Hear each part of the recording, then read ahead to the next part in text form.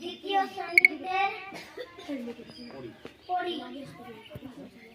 আমি সুভাষচন্দ্র বোসকে নিয়ে দুটি লাইন বলতে চাই।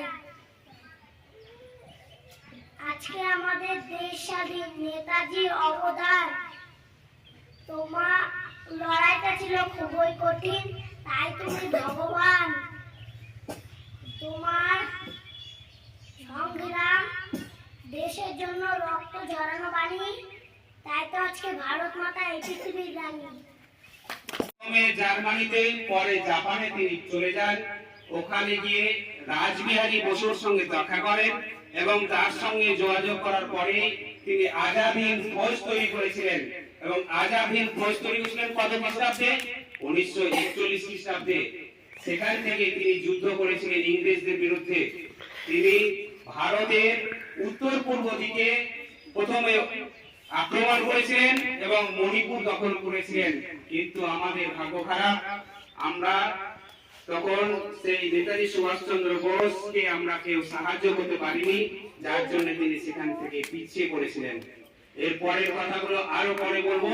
তার আগে আমাদের নেতাজি সুভাষচন্দ্র বোস তার সেই আজাদ হিন্দ ফৌজ নিয়ে উত্তর পূর্ব ভারত যখন আক্রমণ করেছিল ইংরেজদের বিরুদ্ধে, তিনি মণিপুর দখল করেছিলেন এবং মণিপুরে স্বাধীন ভারতের পতাকা উড়িয়েছিলেন। সালটা ছিল 1941 সাল। তিনি সেই সময় সেখানে আজাদ হিন্দ সরকার তৈরি করেছিলেন, কিন্তু দুঃখের বিষয় খুব তাড়াতাড়ি সেই সরকারের পতন হয়েছিল, কারণ আমাদের অসংখ্য ভারতবাসী তার সাথে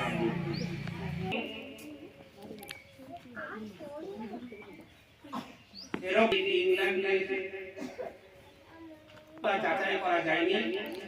অনেক সময় বলা হয় তিনি মারা গিয়েছিলেন, অনেক সময় বলা হয় না, এরকম দুর্ঘটনায় তিনি মারা যাননি। যাই হোক, তিনি মারা যান বা মারা না যে থাকেন, তিনি আমাদের হৃদয়ে ছিলেন, আছেন, থাকবেন। এই নমস্কার জানিয়ে আজকের অনুষ্ঠান আমি এখানেই শেষ করছি।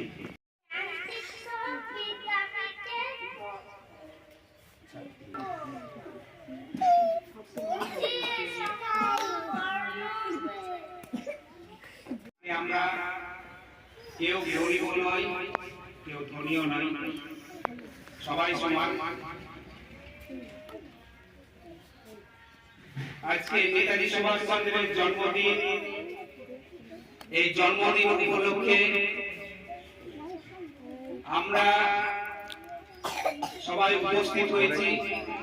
অনেক কবিতা, অনেক গান এবং তার সম্বন্ধে অনেক কিছু শুনলাম। তোমাদেরকে আর একটি আমি কথা বলবো। তিনি শুধু বিপ্লবী ছিলেন না,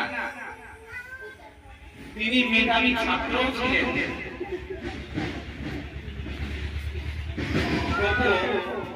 তিনি ইংরেজদের কাছে কোন সরকারি চাকরি দিতে পারেনি, বরং তাদের বিরুদ্ধে আন্দোলন করার জন্য সেই সময়ে জাতীয় কংগ্রেস দলে তিনি যোগ দিয়েছিলেন এবং খুব অল্প সময়ের মধ্যেই তিনি জাতীয় স্তরে প্রথম সারির নেতা হয়ে উঠেছিলেন। এক সময় আমাদের প্রিয় নেতাজি কলকাতা কর্পোরেশনের মেয়রও হয়েছিলেন।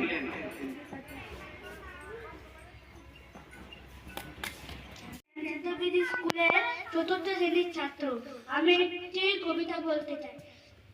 বজ্র কণ্ঠে দিল্লি চড়ায় ডাক দিয়েছিলে তুমি, রক্ত দিয়ে চেয়েছিলে এক স্বাধীন ভারত ভূমি, গেয়েছিলে দেশ স্বাধীন করার ঐক্যতানের গান, তুমি তো সেই ভারত মাতার আলোকিত সন্তান। তার কথায় লক্ষ লক্ষ মানুষ যোগ দিয়েছিলেন। তার সেই দিনের কথা আজও মানুষের মনের মধ্যে রয়ে গেছে। তিনি একটি মহান কথা বলেছিলেন, তোমরা আমায় রক্ত দাও, আমি তোমাদের স্বাধীনতা দেব। কে বলেছিলেন? নেতাজি সুভাষচন্দ্র বোস। সেই কথা আজও বলতে গেলে নিজেরই গা কাঁটা দিয়ে ওঠে। মণিপুর দখল করলেন, ঠিক সেই সময়তে অনেক ঝড় বৃষ্টি শুরু হয়েছিল। এই কারণটার জন্যও তিনি অনেকটা পিছিয়ে পড়েছিলেন। আমাদের অনুষ্ঠানটি এগিয়ে চলেছে, তবে